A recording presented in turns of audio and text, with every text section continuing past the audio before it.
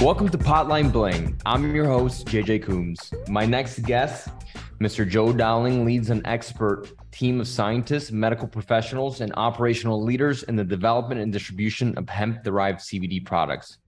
Joe, thank you so much for taking the time to join us today. Thank you, JJ. Glad to be here. You were appointed as CEO of CV Sciences in May of 2018, following 4 years of serving as CFO at other industry pioneering companies behind hemp-derived products, and specifically the brand PlusCBD. Can you tell me a little bit about that? Sure. I've been with CV Sciences now for a little more than 8 years, almost 8.5 years. As you mentioned, I started back in 2014. I came on as the CFO, and in May of 2018 was appointed as CEO of the company. And so I've been here through a very interesting and exciting times with two different farm bills passed, one in 2014 and one in 2018. Prior to being with CV Sciences, I worked primarily in the biotech industry for the previous about 12 years. Prior to that, I was on Wall Street in the banking industry, primarily working in the M&A area. Awesome. So what led you to leaving biotech and getting into the hemp side of the industry? That's a great question. I didn't really have the intent of doing that. In 2014, the cannabis industry was still pretty underdeveloped, and it was still pretty much a black market with some exceptions in terms of the regulatory environment. But it was clear that it was moving pretty quickly. And this was even back in 2014. And I, more than anything, I just saw the opportunity for a kind of a fledgling industry, whether you think of it as cannabis generally, or specifically in my case, focusing on the compound of CBD. So tell me a little bit about CV Sciences, what you do, products you sell. Yeah, so we started as a company back when I joined with the kind of the idea and the business model that we were going to sell bulk CBD oil. And when I joined, it was clear that at some point, the oil component, the bulk oil would be commoditized. And so we worked really hard from the very beginning to establish our own brand of CBD products. And we did that back in 2014. And our flagship brand is PlusCBD, which is one of the biggest brands in the space. And we really focused primarily at that point on penetrating the retail market, which had never been done. And we were really the company that kind of led the way in getting our products on shelf at retail. And we got our first product on shelf at retail back in 2014. And then it went from there. So I was reading here that you guys take a little bit of a different approach than some other companies. That you guys, all your products are backed by peer-reviewed toxicology data, clinical trials, and published adverse events reporting. Can you talk a little bit about that? Sure. We, from the very beginning, we really made sure that one of our focus areas was that we were going to really focus on the quality and purity of our products. And part of that is that we had a really good understanding of what was required from a federal regulatory standpoint to not only produce but distribute dietary supplements, which is kind of the category that we felt this fit into. And if you're going to do that in a compliant way, you have to demonstrate safety. And and the way that you can do that, is you do toxicology and pharmacology studies on the compound that you're intending to put into your products. And since there was sort of a dearth of scientific studies for cannabidiol, we were really the first company to do sort of the full toxicology study that would be required to demonstrate the safety of the products that we were producing. We did that in the 2016, 2017 timeframe. and published the results, which were peer reviewed in 2018. And at that point, we became the only company to have achieved generally recognized as safe status. And I think we did that when others in the industry really didn't even know what it meant. Other companies have followed suit, which is really good because it gives credibility to the entire industry. The more companies that can behave in that manner and do the kind of testing to give consumers confidence that the products that they're buying off the shelf or online are actually safe. So then your other question was adverse event reporting, and that is another area that companies that really follow best practices will put in place. And what it means is that you monitor any adverse event that a consumer might have when they take your product. And so if we have a customer that for whatever reason gets, some kind of a, event, whether it's a stomach ache or a headache or anything from taking our product that they think they may have had from taking our product, they can call in. And if it's an adverse event or a serious event, we would have a physician return the call and to interact with the consumer and follow up as needed. And we're going on really our 4th year of adverse event reporting. We've published the data for the first 2 years, and the safety profile of our products is just outstanding. We've had millions and millions of people take our products with one of the lowest adverse events incidents that you would see for a dietary supplement. That's incredible. This is how a pharmaceutical company would operate from my experiences. Yep, exactly.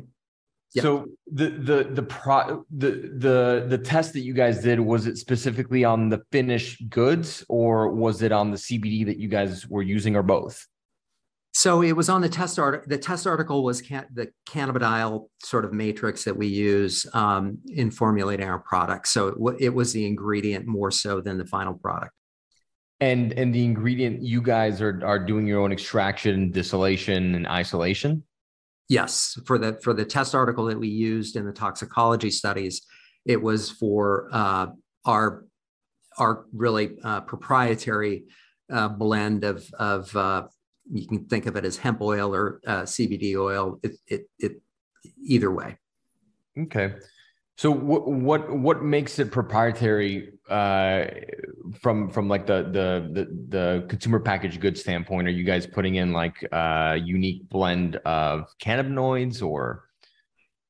Yeah, so I think it's really the entire supply chain that you have to think of.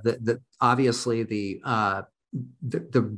biomass or the raw material is sourced from some area originally. Before the growing industry here in the U.S., sort of was established, we sourced all of our raw material and the extracted hemp oil from the Netherlands, and so and we still have that oil as part of our unique proprietary blend. And we have since began sourcing oil from the U.S. since the market here has matured quite a bit, and it's fairly easy to do so. But so you're starting with the raw material, you're extracting it. It has a certain profile. You're processing it further for certain time periods at certain temperatures. So that generally is proprietary, and there's a couple of companies that care about it. We're one. And so in that way, it is proprietary. It's really the processes that are part of the proprietary nature of the ingredient and the input for the finished products. Understood. You mentioned in the beginning that you originally were going to sell just bulk raw material, and now you've pivoted and taken a focus on finished goods. So are you guys no longer doing your own extraction? Yeah, so we were never we never did our own extraction of the raw material. We always that was always something that we outsourced, but we knew the growers very well. We knew the extractors very well, which we still do. And then what we would take internally was kind of the raw oil. You can kind of think of it like, crude oil in the petroleum industry. It has a certain grade to it. That certain grade isn't always the final grade that would go into formulation for a finished good. So it has to be processed further to get to the cannabidiol concentration that you would want to see, so that you can get the type of, let's say serving size that you're looking for the dosage form or the form factor that you're working with. Okay. And for the listeners that want to, try the products, do you guys mainly sell direct to consumer from the website, or are there stores that they can go and purchase this at? Sure. Like I mentioned, we really led the way in getting CBD products into retail stores, so B2B. And we did that back beginning at the end of 2014. And now we're in well over probably 6,000 B2B locations throughout the US. But we also have a very robust B2C e-commerce operation. So you can get our products generally in natural product retailers. That would include Sprouts or Fresh Time if you're kind of in the Midwest, or others, names like that are generally smaller, but sometimes they're bigger with, perhaps as many as 100 locations, but generally in the natural product space. And of course, our B2C operation as well. Amazing. Can you tell me a little bit about the different products that you guys have? We have a product offering that includes soft gels and gummies and tinctures and certainly topicals as well. And we have not gotten into the beverages area, but primarily in those 4 different form factors. Okay. Have you guys done any products with some of the new cannabinoids that are getting some traction now? I've heard of like CBDP, CBDV, CBT, CBL.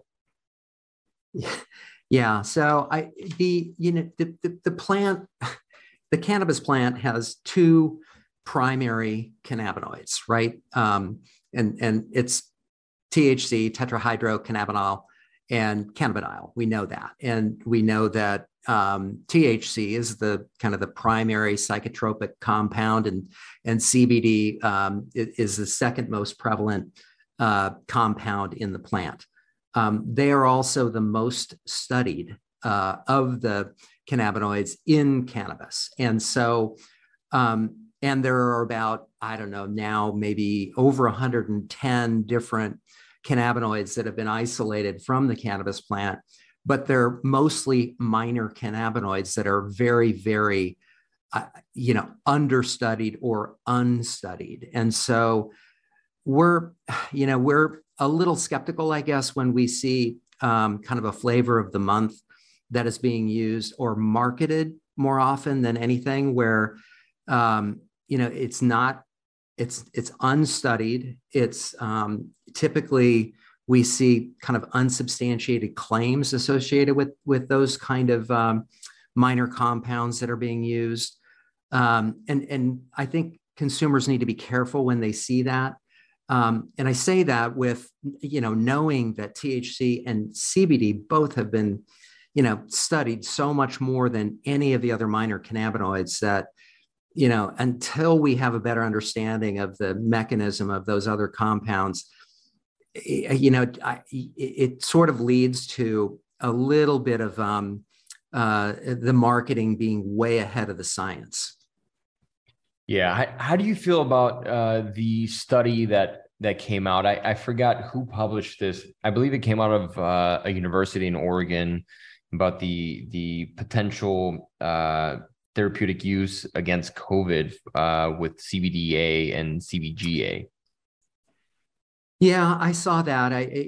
Very early science, obviously, and it's all encouraging, and really what it means is that it will lead to further study when you have, sort of initial good result from, basic science, which is what that was. And so um, it's very encouraging, but it's not something that you can say, okay, let's start formulating this for, immunity defense products that we're going to be able to make marketing claims with.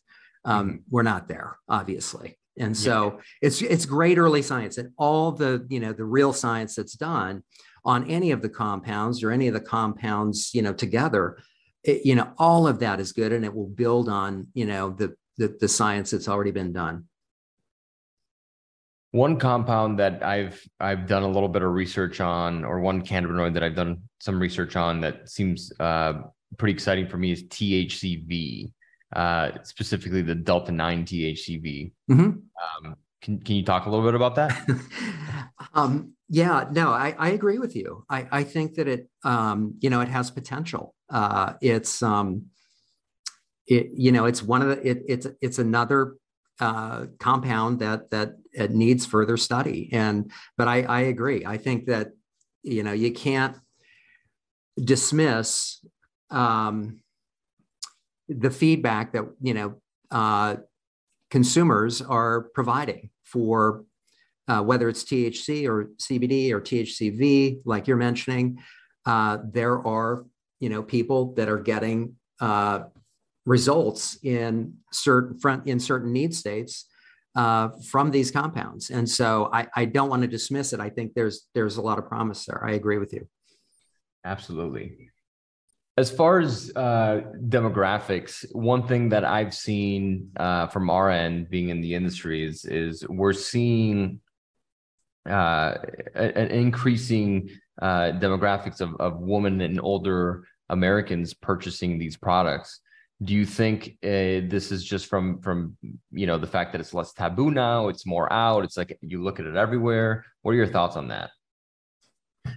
Yeah, we have a pretty good understanding of who our sort of what the profile of our typical customer is, and I would say that it definitely trends female.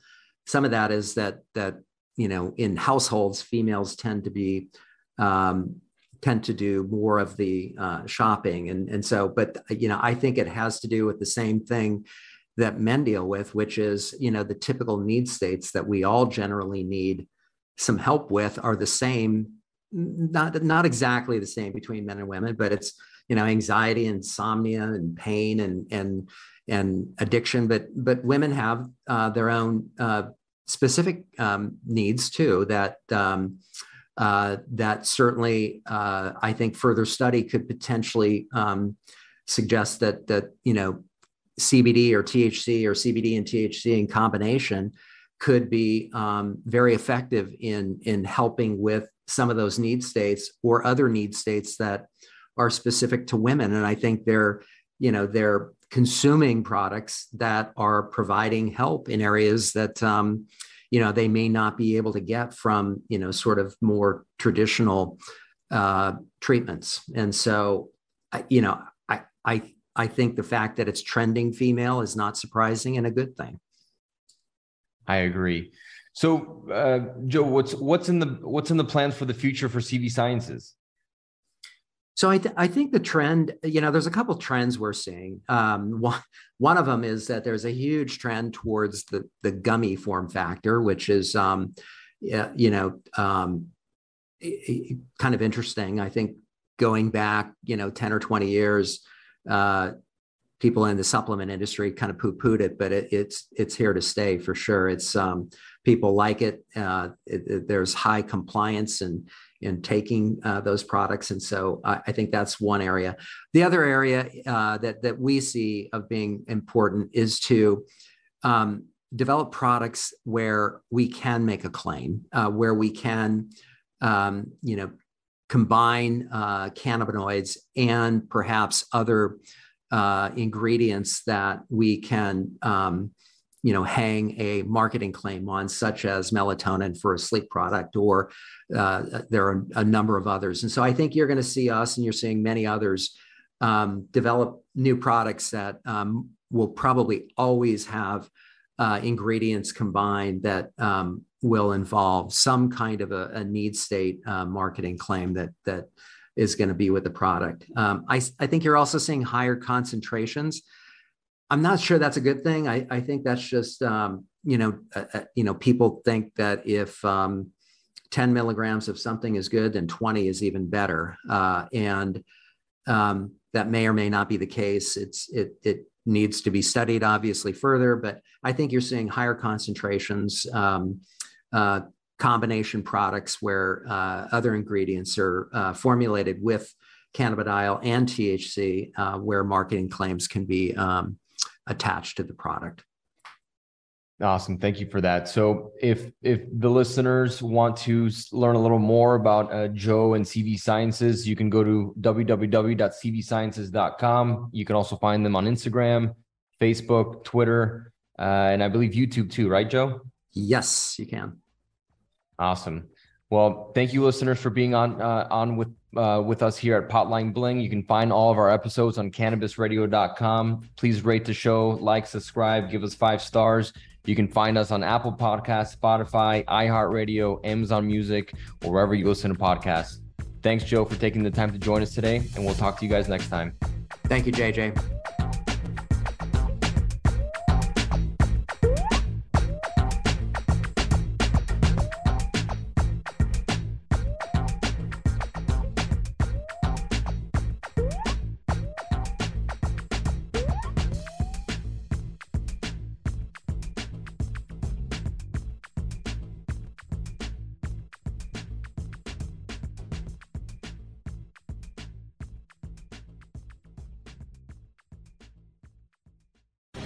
The opinions expressed on this CannabisRadio.com program are those of the guests and hosts and do not necessarily reflect those of the staff and management of CannabisRadio.com. Any rebroadcast, republication, or retransmission of this program without proper consent is prohibited.